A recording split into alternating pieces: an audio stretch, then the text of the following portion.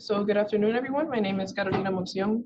I'm a biomedical engineering PhD student here at Florida International University, and we can get started with the second half of our Mechatronics MASH.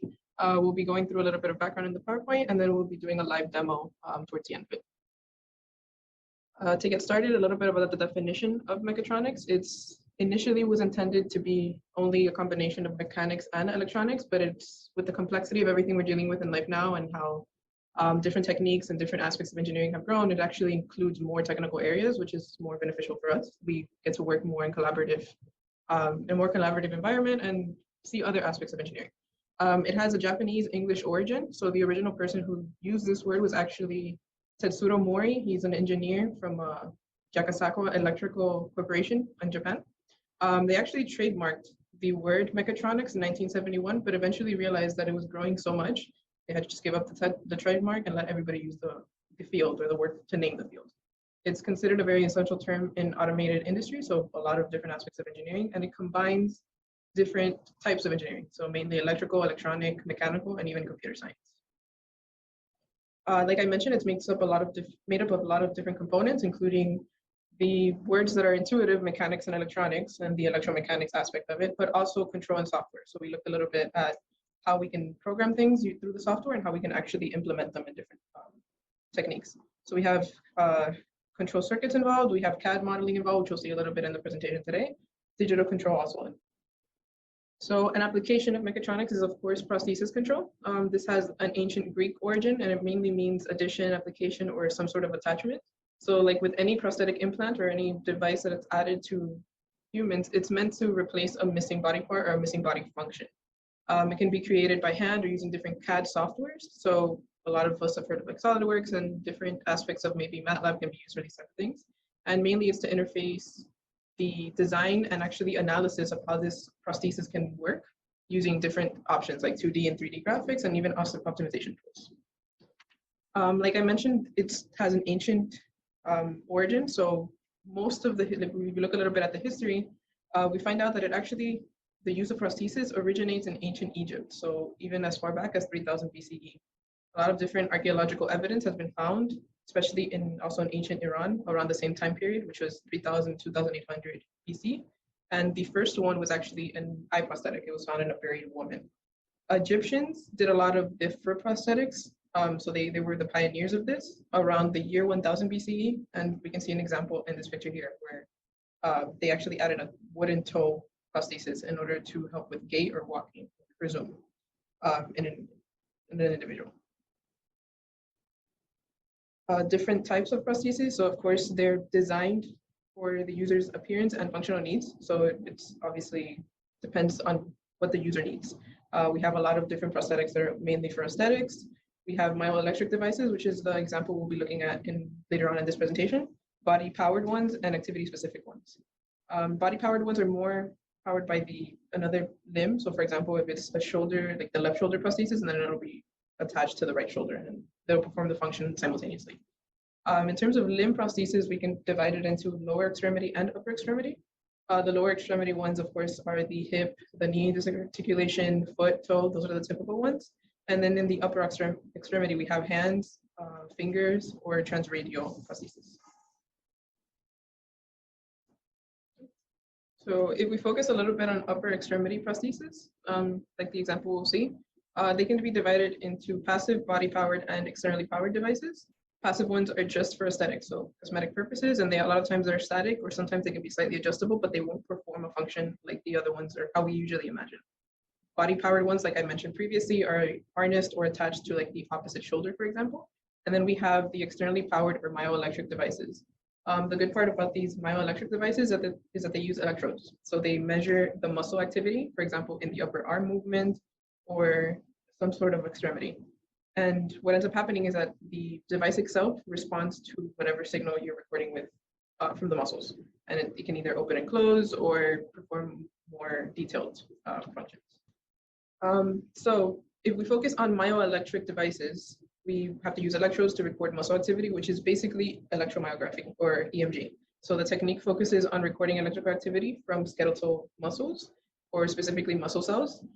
This can be analyzed in the clinic for abnormalities, action level, or recruitment order.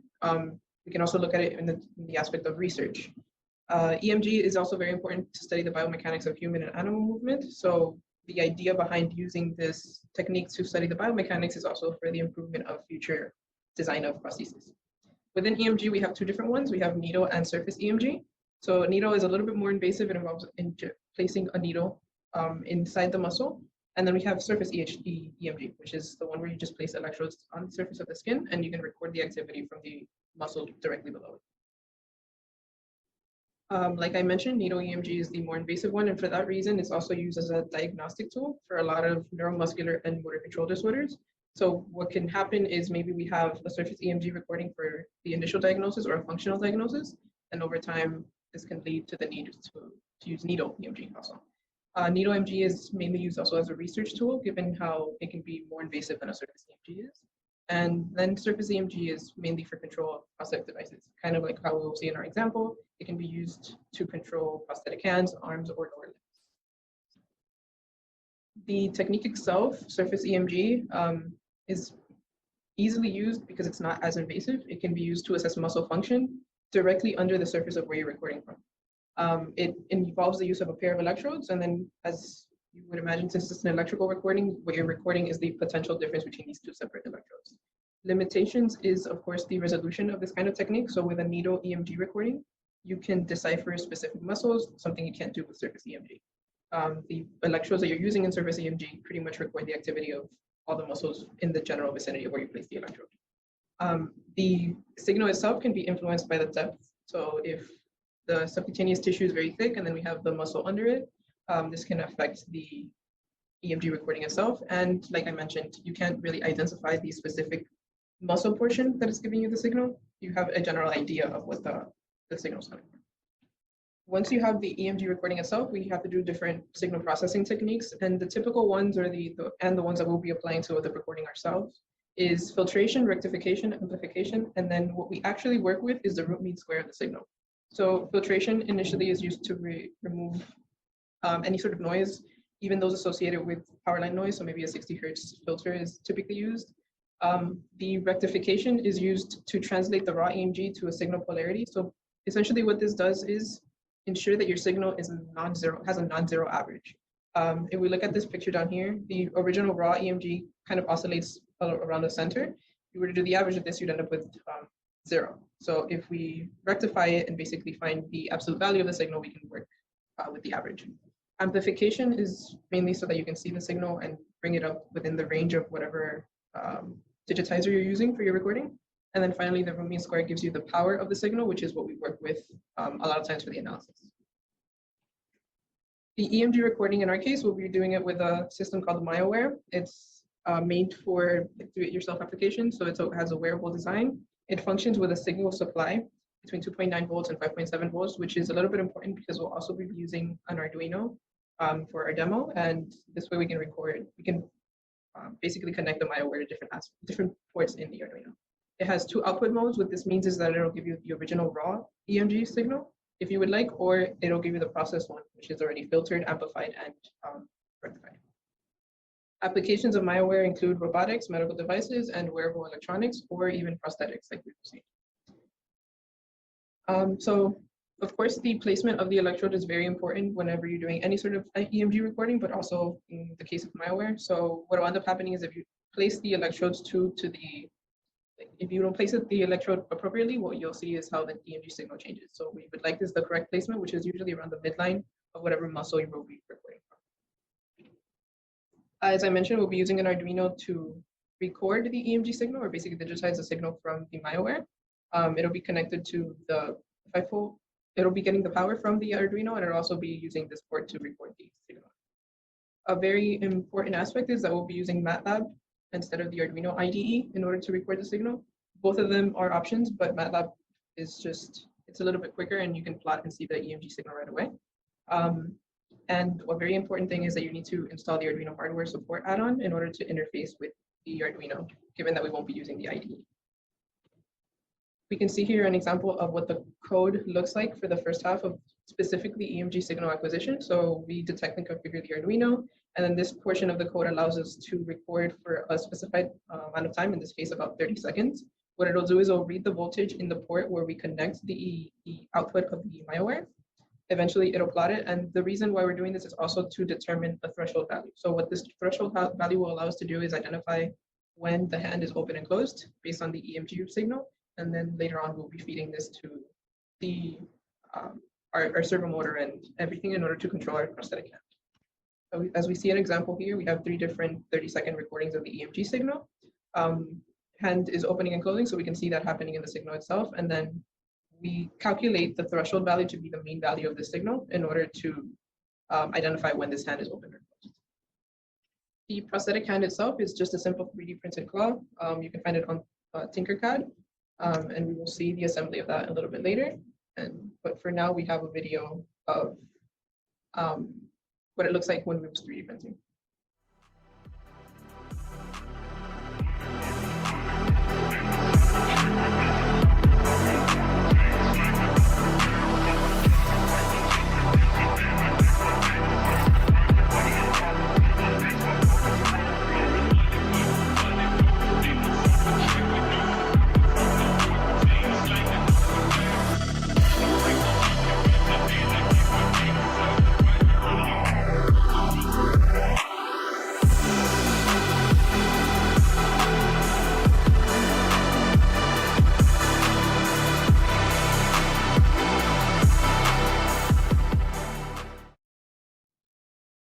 So the servo motor we'll be using to control the prosthetic hand.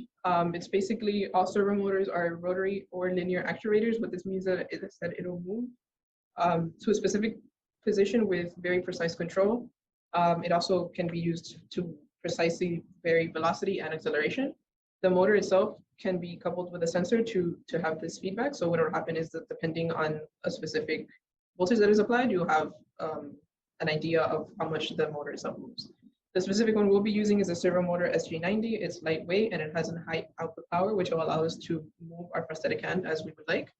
And it can also rotate approximately 180 degrees. What this means is that it'll move 90 degrees in each direction, so we can efficiently control the claw that we will be seeing now. This is a picture of the servo motor itself, and as we were mentioning, depending on the specific voltage applied, it'll move to a specific position, so we have a very precise control. In this case, the motor uses the duty cycle of whatever pulse signal we supply to it to decide which position to move to.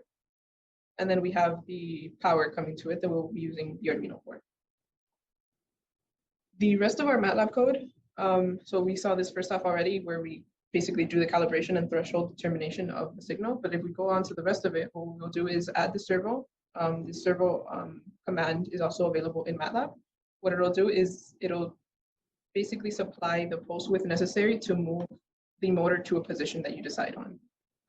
This last part here will allow us to do the recording of the actual control of the clock. So we have it for a predetermined time, about 30 seconds, and what it'll do is it'll read the analog signal, so it'll be basically the EMG signal, determine what position the clock should be in based on the threshold we set a little bit before, and then move the clock to that specific position. We can see it opening and closing.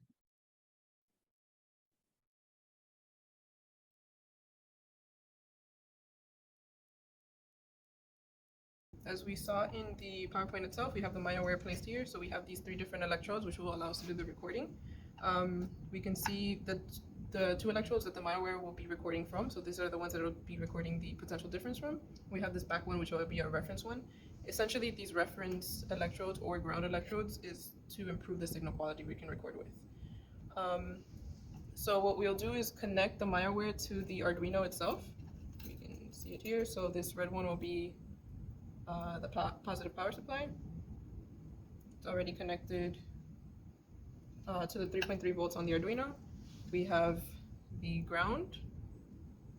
And finally, this green one will be connected to our analog in on the Arduino to record the EMG from the Myoware. So if we turn it on, it'll be getting its power from there.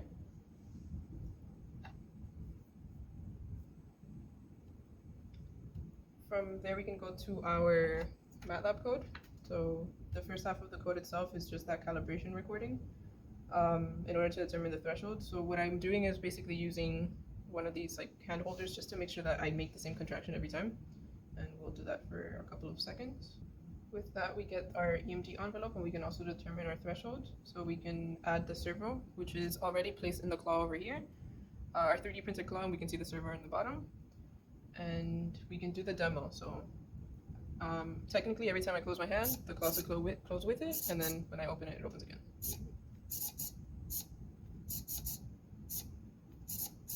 So we play around with the threshold a little bit. It'll be more synchronized with my movements. But overall, we can see the control using the EMG and the prosthetic hand.